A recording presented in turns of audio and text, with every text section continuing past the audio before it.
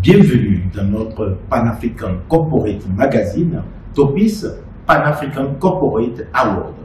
Nous sommes aujourd'hui avec le PDG de la Société de développement de projets SDP, une entreprise leader dans le développement et la gestion des projets stratégiques en Afrique. La nomination de Georges Allais parmi les top 20 Afrique personnalités leaders à la 12e édition des Pan-African Corporate Awards à Cotonou, Bénin, est le fruit de son parcours exceptionnel et de l'impact de son entreprise sur le développement économique africain. Merci, Monsieur Georges Allais. Pouvez-vous nous parler de votre parcours professionnel et de ce qui vous a poussé à créer la société SDP? Merci. Avant tout, j'aimerais bien vous remercier pour cet honneur que vous me faites et que vous faites au cabinet SDP en me mettant dans votre prestigieuse liste des nominés à ce magazine. Merci infiniment pour ça. Alors, l'histoire est assez récente et à la fois assez récente dans les faits et très vieille dans les têtes. Dans ma tête notamment. Je suis ingénieur génie civil de formation avec un doctorat dans ce domaine. Et en termes de formation, j'ai continué plus tard ma formation avec un MBA obtenu à l'INSEAD. J'ai eu un parcours dans les travaux publics au sein de deux des plus grosses entreprises dans ce secteur. Vinci à travers sa filiale Sojasatom, dans laquelle je suis resté pendant une quinzaine d'années, dans pas mal de pays africains, à des fonctions de responsabilité graduelle, au Tchad, au Rwanda, en Ouganda, au Maroc, au Mali, au Niger, au Bénin également. L'Afrique est au rendez-vous.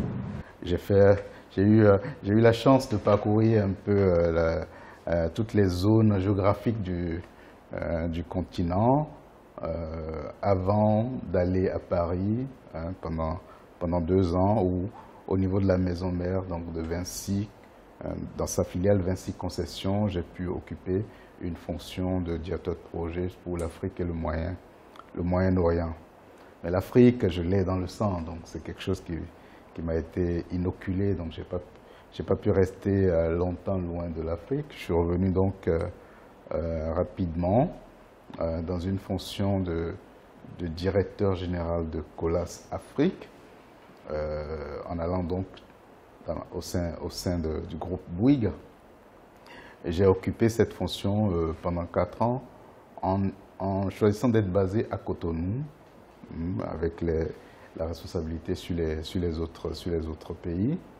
Donc, ce poste m'a permis de passer beaucoup de temps dans mon pays, dans le Bénin, qui m'est très cher, et en continuant à parcourir un peu le continent.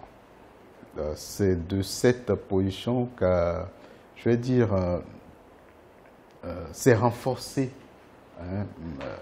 l'idée qu'il fallait plus d'accompagnement, plus de soutien dans la conduite des opérations de construction en Afrique. Vous savez, notre continent est en chantier, c'est un vaste chantier. La plupart de nos pays consacrent l'essentiel de leur budget aux investissements dans le domaine de la construction, que ce soit pour la construction des routes, la construction des édifices publics, la construction des écoles, des hôpitaux, de l'eau potable. Tous ces secteurs réunis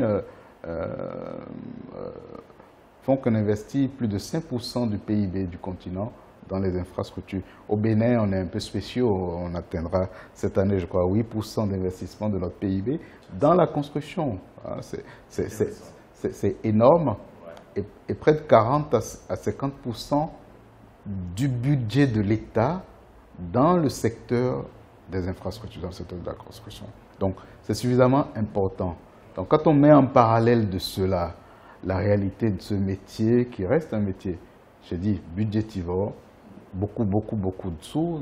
On entend souvent parler de ces centaines et de ces milliers de milliards qu'on investit dans le secteur. Les taux d'échec qu'on observe aussi dans le secteur sont très élevés. Par le passé, c'était les éléphants blancs. On en a encore quelques-uns, mais heureusement, on en a de moins en moins. Mais les échecs sont aujourd'hui, ont pris d'autres formes. C'est les dépassements de délais dans la réalisation d'infrastructures, les dépassements de coûts, les écarts par rapport à la qualité des ouvrages. Tout cela nécessite d'être géré autrement. On estime qu'en prenant ces indicateurs dont je viens de parler, que les taux d'échec dans notre secteur avoisinent les 80%. Vous imaginez, pour des États qui sont pauvres, qui mettent énormément de leurs ressources là-dedans, comme je l'ai dit précédemment, et qui, in fine, n'ont pas forcément toutes les attentes liées à ces infrastructures-là.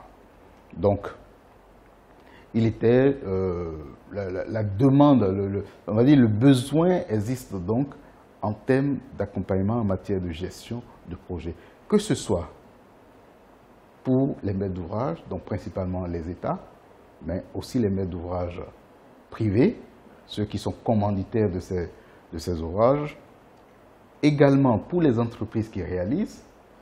Ces entreprises font face à d'énormes difficultés en termes de gestion de projet, donc il y a besoin également d'accompagnement. Les bureaux qui conçoivent ces projets, donc tous les acteurs principaux ont un besoin d'accompagnement important. C'est ce qui justifie la naissance de SDP, où on essaie de rassembler des compétences diverses et variées dans tous les domaines de ce métier pour faire du conseil, de l'accompagnement, de l'assistance à maîtrise d'ouvrage, de la maîtrise d'ouvrage déléguée dans certains cas. Voilà.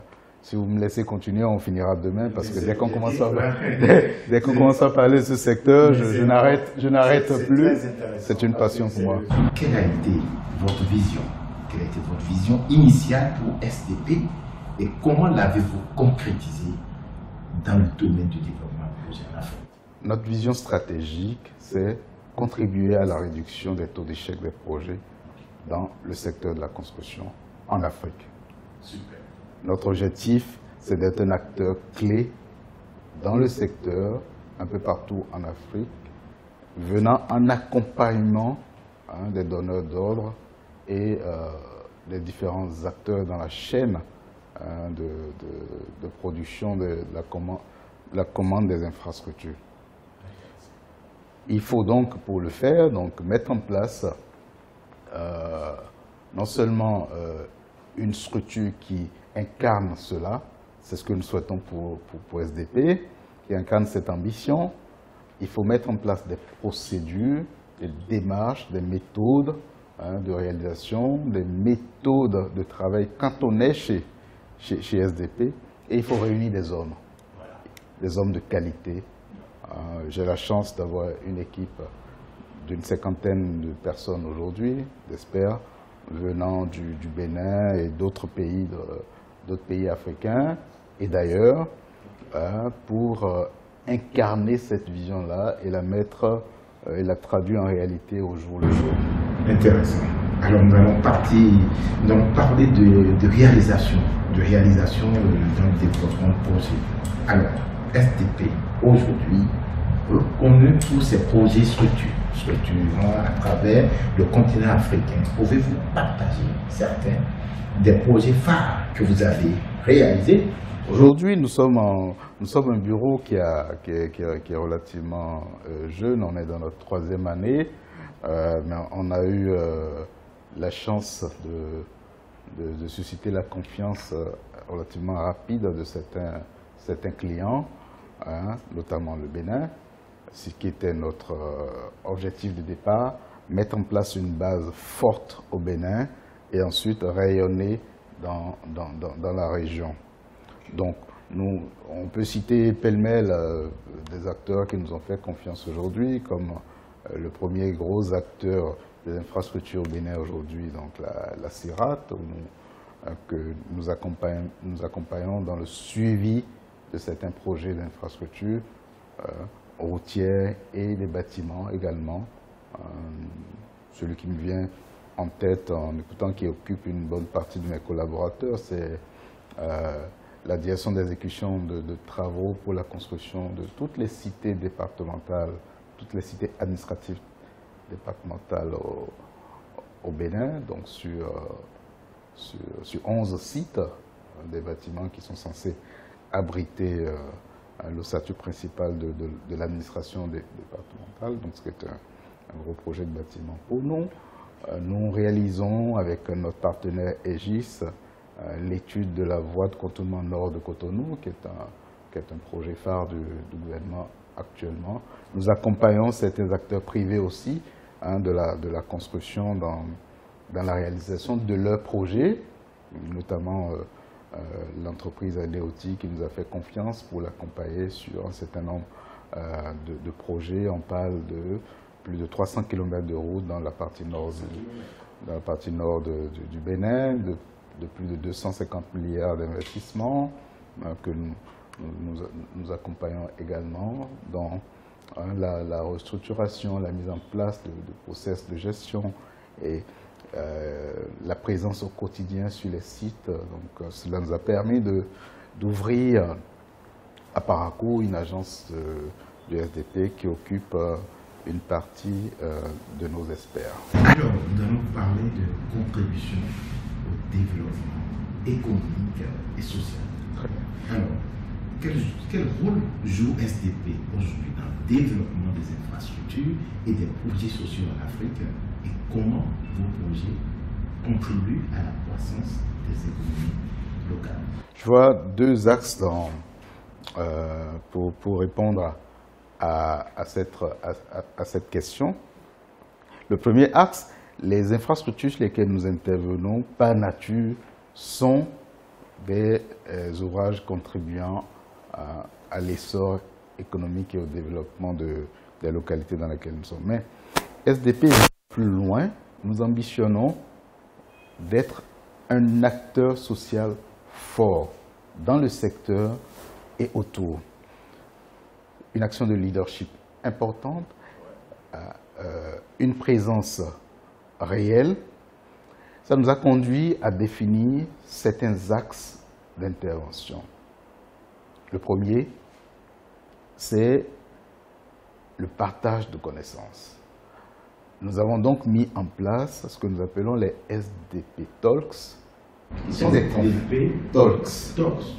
sont des conférences thématiques que nous organisons une fois par trimestre, une fois par semestre au maximum, qui rassemblent les différents acteurs du secteur et au-delà, où nous échangeons sur chaque thématique en invitant des personnes ressources sous forme de conférences, sous forme de présentation.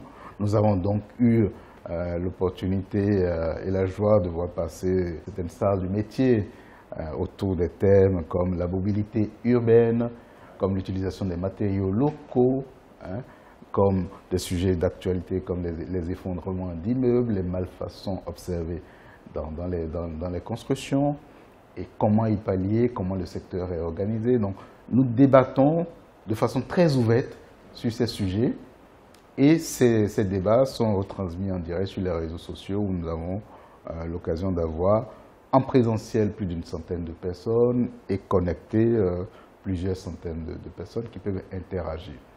Nous le faisons au titre de notre responsabilité sociétale. Nous nous engageons également dans la formation des futurs cadres, des futurs ingénieurs.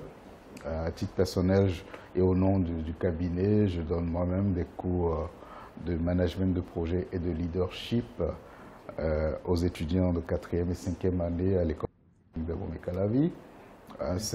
C'est un engagement fort. Donc, nous souhaitons,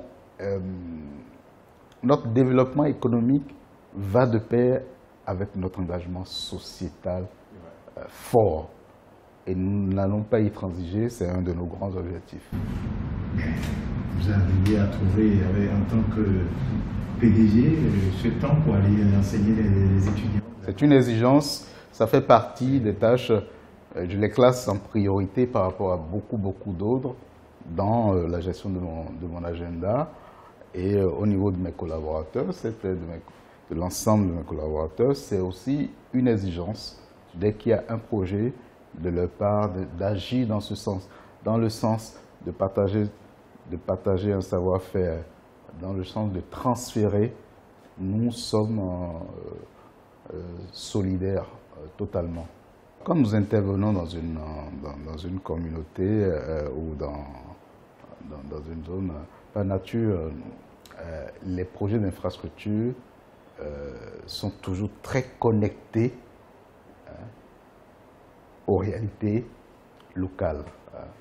Donc la première chose, c'est déjà au niveau de l'emploi, quand c'est possible, donner la priorité à l'emploi local, à l'utilisation des ressources qui sont disponibles mais c'est surtout aussi participer à transpirer nos principales valeurs, les valeurs qui incarnent SDP, dont l'une d'entre elles me semble la plus fondamentale, c'est la bienveillance. Nous avons inscrit au titre des valeurs fondamentales de notre entreprise la bienveillance. Bienveillance à l'interne, bienveillance à l'externe. Et nous avons inscrit les années 2024 et 2025 comme année de la bienveillance, où nous déclinons cette valeur en action, en culture d'entreprise, ce qui est très important pour nous. Donc, ça fait partie effectivement des choses que nous aimons partager. Vraiment, ce débat est très enrichissant et nous allons un peu vers la clôture. Alors, dites-nous, en tant que leader dans le développement de projets, comment gérez-vous l'innovation dans ce secteur pour répondre aux besoins du changement de l'Afrique en matière d'infrastructure et de développement? Merci. Il y a des secteurs, des pans entiers du secteur de la construction que nous devons continuer à promouvoir, sur lesquels nous devons continuer à travailler et pour lesquels SDP se positionne comme leader. L'axe de la transformation digitale nous semble extrêmement important. Nous avons des millions et des millions de données qui sont générées par nos activités, que ce soit sur le plan topographique, sur le plan hydrographique, sur le plan géotechnique, sur le plan de la gestion de projet, des bonnes pratiques, qui sont générées de façon automatique sur chaque projet et qui ne sont malheureusement pas capitalisées. Donc, il y a un travail important à faire là-dedans. C'est pour ça que je vous ai parlé tout à l'heure de développer de nouveaux outils digitaux capables d'intégrer tout cela. Il y a des outils qui existent, il y en a qu'on doit continuer à améliorer. C'est un axe de développement important. Le deuxième axe de développement très important que je trouve dans notre secteur, c'est la protection de l'environnement. Nos métiers sont extrêmement générateurs de pollution et de CO2. L'objectif est la réduction de l'empreinte carbone dans nos métiers. Nous en avons fait l'un des axes stratégiques, des objectifs stratégiques de SDP. Donc nous travaillons également dans ce sens. Et plus globalement, un dernier axe plus subtil, celui-là, c'est la lutte, c'est l'éthique. C'est la lutte contre la corruption. La corruption sous toutes ses formes. Alors, quand on dit corruption, on pense souvent au bakshish, tout ce qui est en tout, mais il y a aussi dans les métiers intellectuels dans lesquels nous nous classons, puisque nous n'offrons que des prestations intellectuelles, le fait de signer et de valider un document qui n'est pas correct vis-à-vis des règles de l'art est totalement une offense à l'éthique. C'est un acte de corruption. Nous essayons donc auprès des plus jeunes et des plus anciens qui ont du pouvoir, parce que l'ingénieur a ce pouvoir de valider des notes de calcul, de valider des éléments qui vont être construits après, d'éliminer ces actes non éthiques dans notre métier. Wow. Alors, dites-moi, comment voyez-vous l'évolution des modèles de financement et de gestion de projet en Afrique? Et quel rôle SDP joue-t-elle dans cette transformation? Déjà, il y a un champ de progression énorme pour le financement du secteur, en comparaison par rapport à d'autres endroits du monde. C'est la participation du secteur privé au financement des projets. Aujourd'hui, 98 à 99% des projets d'infrastructure sont financés par le public, par le secteur public. C'est pas normal, c'est absolument pas normal. Ça veut dire qu'une certaine confiance doit être générée dans le business des infrastructures pour susciter, inciter, promouvoir le financement privé. Quand on estime les besoins en termes d'investissement aujourd'hui en Afrique, pour un travail intéressant de la Banque africaine de développement évalue ce financement sur les 5 prochaines années à près de 150 milliards de dollars. Sur les 150 milliards de dollars, à peine 70 milliards sont mobilisés en intention de financement, et ces 70 milliards proviennent essentiellement des fonds publics et des bailleurs de fonds internationaux. La part privée représente à peine 2 à 3% de ce financement-là. Donc, on pourrait se fixer comme objectif d'apporter cette part privée dans les années à venir à 25% ou à près de la moitié, comme on peut l'avoir ailleurs dans le monde. Donc, non seulement on n'arrive pas à atteindre les volumes globaux, mais la contribution du secteur privé. Et pour pouvoir encourager la contribution du secteur privé, il y a énormément d'actions préalables du point de vue légal, du point de vue de la structuration, du point de vue de la confiance qu'on génère en tant qu'État pour pouvoir permettre de lever ces fonds privés qui existent, mais qui dorment parce qu'on n'est pas suffisamment en confiance pour les mettre dans le secteur de l'infrastructure. Intéressant. Comme je l'ai dit, on va vers la clôture de cette belle interview avec Merci beaucoup. Vous êtes nominé parmi les top 20 africains personnalités leaders cette année à la 12e édition des Pan-African Corporate Awards. Que représente pour vous cette distinction et comment pensez-vous qu'elle reflète votre parcours et celui de SDP? C'est un honneur de pouvoir faire partie de cette liste très, très restreinte et très, très prestigieuse. Et je remercie à nouveau les organisateurs pour ce choix qui a été porté sur ma très modeste personne. J'espère qu'au-delà de la fierté que j'ai à accepter cette nomination, que ça pourra contribuer à être une action de leadership vis-à-vis des plus jeunes, à définir de nouveaux modèles de réussite. Malheureusement, ce mot, on a du mal à y échapper lors des occasions comme celle-ci. J'aime pas souvent l'employer, mais c'est le cas. Parce que moi, dans ma vie, dans ma carrière et dans tout ce que j'ai fait, j'ai plus échoué que réussi. Et j'aime souvent beaucoup plus parler de mes échecs que de mes réussites.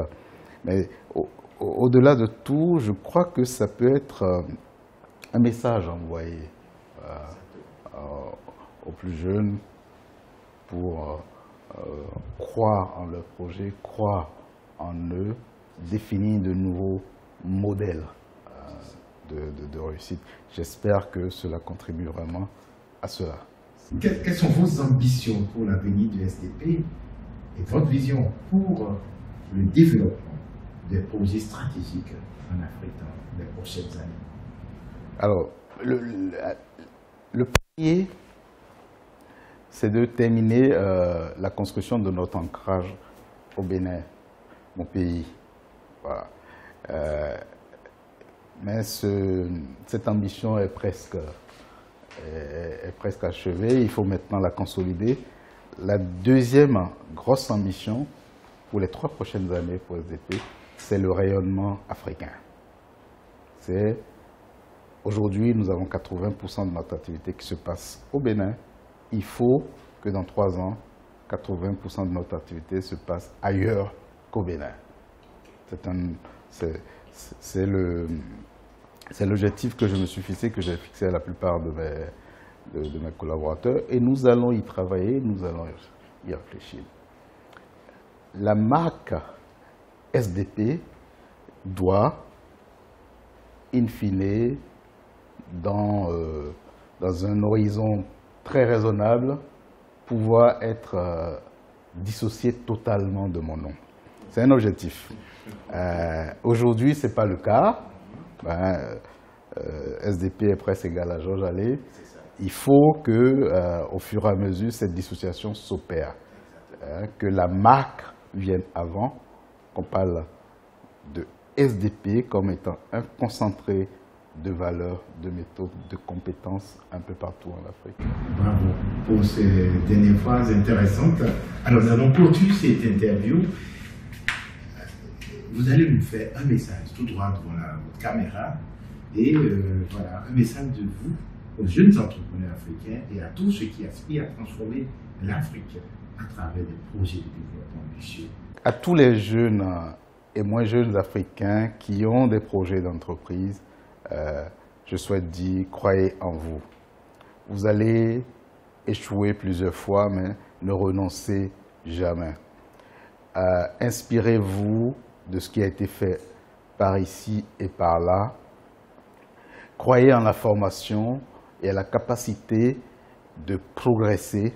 À chaque fois qu'on tombe, on se relève et on continue. Les idées d'innovation, de développement, quand nous y travaillons, quand nous regardons autour de nous, il y en a énormément. Ce qui manque le plus, c'est la confiance en nous-mêmes pour foncer et pour y aller. Donc, je sais que on est souvent rattrapé par le quotidien, par les difficultés, mais cela fait partie intégrale de tout acte d'entreprise. Et tous les leaders traversent ces périodes-là. Si je vous raconte les miens, je pense qu'on pourra passer une éternité ici parce que j'ai plus échoué que réussi. Merci beaucoup. Je voudrais adresser mes sincères remerciements au magazine Pan-African Corporate pour l'organisation de cet événement et pour le choix qui a été porté sur ma personne pour cette nomination qui met en lumière ce que nous faisons chez SDP avec l'ensemble de mes collaborateurs. C'est une opportunité réelle de faire rayonner un peu ce type d'activité. Ce magazine apporte énormément en termes de leadership et je voudrais le dire du fond du cœur, merci, merci infiniment. Alors, merci, monsieur le PDG de SDP. Merci. Ce fut un très bel entretien. Merci infiniment. Très inspirant. Un moment de plaisir également. Exactement. Merci pour cet accueil dans vos bureaux. Un bureau sympa. Merci beaucoup. Et une personne sympa. Merci. Chers téléspectateurs, audience des Pan-African Corporate Awards, merci d'avoir été avec nous. À très bientôt.